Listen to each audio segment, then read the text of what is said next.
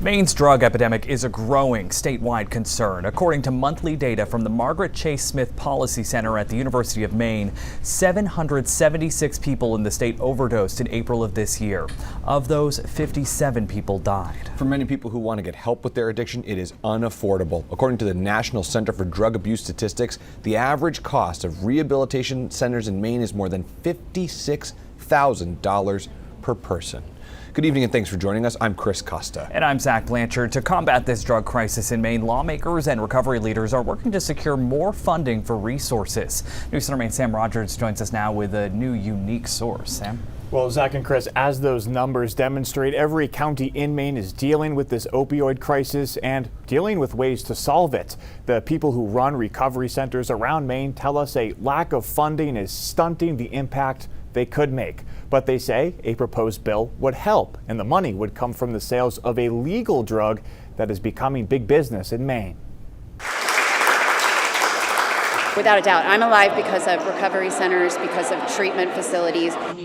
Kari Taylor is one of the many Mainers living in recovery. The Portland Recovery Community Center was available when I needed it. She's now helping others as the director of the new Hills Recovery Center in Norway. The issue with rural communities is that we have less resources across the board.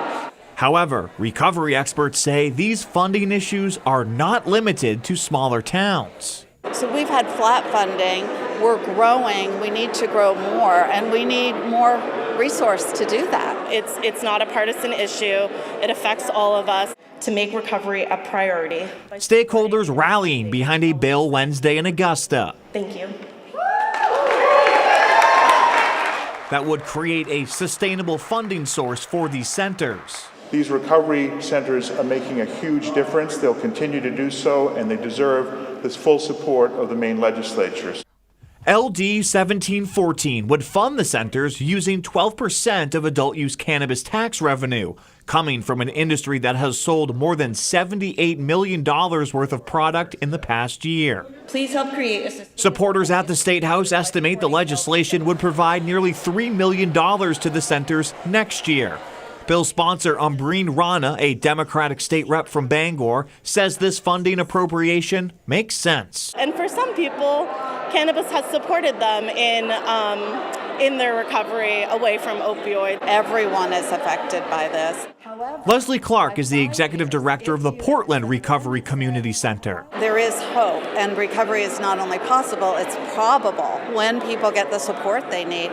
When they get that support, these recovery experts say Mainers struggling with substance use improve their quality of life much faster than those who don't. The impact is tangible and very real. But centers in both urban and rural areas continue to need more help. Because it's always there, people are always reaching out to us, always wanting help, but we just don't have enough resources to respond in the way we want.